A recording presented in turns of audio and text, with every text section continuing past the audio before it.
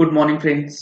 GST platform के YouTube channel में आप सभी का स्वागत है। जी हाँ फ्रेंड्स, 7 जनवरी 2022 को एक बहुत ही इम्पॉर्टेंट इंस्ट्रक्शन जो है वो इशू कर दिया गया है, जिसकी ज़रूरत बहुत ज़्यादा हो गई है 1 जनवरी 2022 से। यहाँ पर आप देख पा रहे हैं सेक्शन 75 सब सेक्शन 12 के अंदर जो एक्सप्लेनेशन है जिसको इफेक्ट दिया गया है 1 जनवरी से, उसको किस तरीके से इंप्लीमेंट करना है जेन्युइन केसेस में, उसके लिए यहाँ इंस्ट्रक्शन दिए गए हैं। क्या है ये अमेंडमेंट जो 1 जनवरी से हुआ है? उसमें यह बताया गया है कि अगर आप अपनी जीएसटीआर 3B के अंदर जो टर्नओवर डिक्लेयर करते हैं और उससे रिलेटेड जो लाइबिलिटी डिक्लेयर करते हैं वो अमाउंट, और आपके उसी महीने की जीएसटीआर 1 के अंदर जो आपने इनवॉइसेस अपलोड करी हैं वो अमाउंट, यानी कि जो टैक्स पेड इन 3B वो अमाउंट और जीएसटीआर 1 में जो टैक्स डिक्लेयर्ड है, दोनों में डिफरेंस है। और डिफरेंस किस तरीके का? जैसे कि मान लेते हैं जीएसटीआर 1 में आपने 1 लाख रुपए का टैक्स का इनवॉइसेस अपलोड किया है और जीएसटीआर 3B में आपने सिर्फ 80,000 रुपए ही पेमेंट करा है उस महीने, तो ये 20,000 रुपए का जो अमाउंट है ये आपके सेल्फ असेस्ड लाइबिलिटी को मानते हुए इसके ऊपर का बैलेंस अमाउंट जो 20,000 का है वो, और उसकी रिकवरी के साथ साथ इंटरेस्ट का अमाउंट जो है वो भी आपसे रिकवर किया जा सकता है।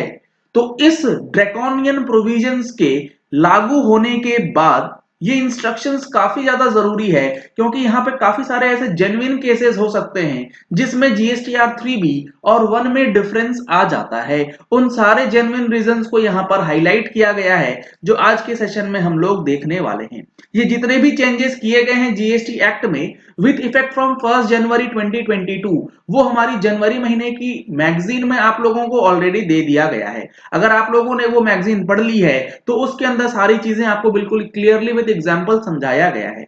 अगर आप लोगों ने अभी तक टैक्स मैगजीन का सब्सक्रिप्शन लिया नहीं है तो इन नंबर्स पे कॉल करके व्हाट्सएप करके आप टैक्स मैगजीन का सब्सक्रिप्शन ले सकते हैं, जिसमें आपको मंथली जीएसटी और इनकम टैक्स से रिलेटेड अपडेट्स जो हैं वो प्रोवाइड किए जाते हैं। अब देखिए इस पर्टिकुलर इंस्ट्रक्शन में क्या बताया गया है। इसमें सबसे पहला पैराग्राफ जो है इसमें यही बताया गया है कि सेक्शन 75 का जो सब सेक्शन 12 है उसका एक्सप्लेनेशन किस चीज की बात करता है। इसके बाद यहां पर फाइनेंस एक्ट 2021 के द्वारा जो चेंजेस किए गए जिसे इफेक्टिव किया गया है 1 जनवरी से, वहां पर ये सारी चीजें बताई गई जो मैंने आपको स्टार्टिंग में बताया वीडियो के। इसके बाद डाउट्स यहां पर रेज किए गए हैं कि यहां पर जो मोडालिटीज होंगी for the purpose of recovery, क्योंकि जब रिकवरी होगी तो यहां पर नोटिस इशू करने की जो बात आती है वहां पे काफी ज्यादा प्रॉब्लम आएगी कि without recovery, without issuing notice recovery जो है वो करी जा सकती है। तो इन सारी चीजों को ध्यान में रखते हुए यहां पर अब जो है क्या बातें बताई गई है वो सुनिए। From the परयूजल of the above provision it is clear that the tax payable in respect of outward supplies जो कि आपके जीएसटीआर 1 में है वो पे नहीं हुआ 3B में। ऐसा भी हो सकता है कि 3B के अंदर आपने 1 लाख रुपए दिखाए जबकि जीएसटीआर 1 में आपने 80,000 दिखलाए, तो इस डिफरेंस की वजह से कोई प्रॉब्लम नहीं है क्योंकि टैक्स आपने ज्यादा जमा किया। लेकिन रिवर्स केस में टैक्स आपने कम पे किया, इनवॉइसेस आपने ज्यादा अपलोड कर दिए, तब आपको दिक्कत आ जाएगी। There may however be some cases where there may be a genuine reason. अब देखिए सबसे इंपॉर्टेंट चीज, for the difference between the outward supplies declared in GSTR 1 and GSTR 3B। For example यहां पर बहुत इंपॉर्टेंट है जो इन्होंने इंस्टेंसेस दिए हैं, रीजंस दिए हैं, वो फॉर एग्जाम्पल यानी कि ये सिर्फ और सिर्फ एक एग्जाम्पल के रूप में इन्होंने बताया है। ऐसा जरूरी नहीं है कि इन केसेस के अलावा और कोई केस आपका नहीं बन सकता, तो आपको केस टू केस डिसाइड करना होगा कि क्या वाकई आपसे गलती हुई है या नहीं। इन्होंने पहला सिचुएशन दिया है, the person may have made a typographical error और may have wrongly reported any detail in GSTR 1 और 3B। यानी कि आपने क्या करा, आपने जीएसटीआर 3B को फाइल करते समय जो आपको अमाउंट डिक्लेयर करना था वो करना था 2 लाख रुपए, आपने गलती से 20,000 रुपए कर दिया, एक जीरो आपसे छूट गया और जीएसटीआर 1 आपने करेक्टली भरा है, तो क्या इस डिफॉल्ट के लिए, इस क्लरिकल एरर के लिए सीधा रिकवरी कर दिया जाएगा? जी नहीं, इसमें यहां पर चीजें बिल्कुल क्लियर करी गई। सच एरर और omission can be rectified by the said person in subsequent 3B और सब्सिक्वेंट वन, क्योंकि सेक्शन 37(3) जीएसटीआर 1 को अमेंड करने की बात कहता है, सेक्शन 39(9) जीएसटीआर 3B को रिवाइज या अमेंड करने की बात कहता है, क्योंकि यहां पर लिखा गया है for the provisions of 37(3) and 39(9) जो है ये सारी अपॉर्चुनिटीज आपको देता है, ये इंस्ट्रक्शन बिल्कुल क्लियर है। There may also be cases where a supply could not be declared by the registered person in 3B, but it has been included in GSTR 1 या वैसा वर्सा। GSTR 1 में आपने पिछले महीने ले लिया और उसको अब आप इंक्लूड कर रहे हैं अगले महीने की GSTR 3B में, तो यहां पर भी डिफरेंसेस हो सकते हैं 3B और 1 को लेकर के।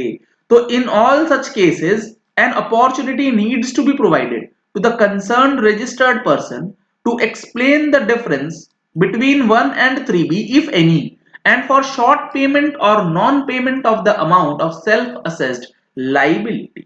तो अब यहां पर आपके लिए क्या जरूरी है? अब आपके लिए जरूरी यह है कि अगर आपका GSTR 3B और 1 का मिसमैच है तो वो आप खुद से एक बार रिकंसाइल कर लीजिए और देख लीजिए कि टैक्स का क्या एडजस्टमेंट हुआ है। अगर आपको समझ आता है तो ठीक है, नहीं तो डिपार्टमेंट आपको हो सकता है ASMT 10 नोटिस करे 3B वर्सेस 1 को, इसको हल्के में मत लीजिएगा।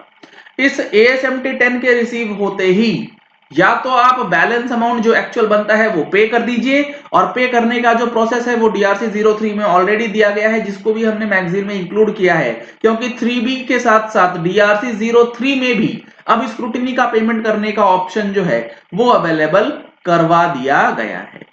और अगर आपको लगता है कि पेमेंट नहीं बनता है तो इसका जस्टिफिकेशन जो है वो देना जरूरी है, अदरवाइज सेक्शन 75(12) की प्रोसीडिंग्स जो हैं वो करी जा सकती हैं। Accordingly wherever any amount of such tax self assessed by the registered person in GSTR 1 is found to be short paid or not paid, तो यहां पर 75(12) जो है वो आ जाएगा, और उसके लिए जो कम्युनिकेशन होगा वो विथ डिन होगा। अगर CGST का है तो विदाउट DN भी हो सकता है अगर वो SGST का है।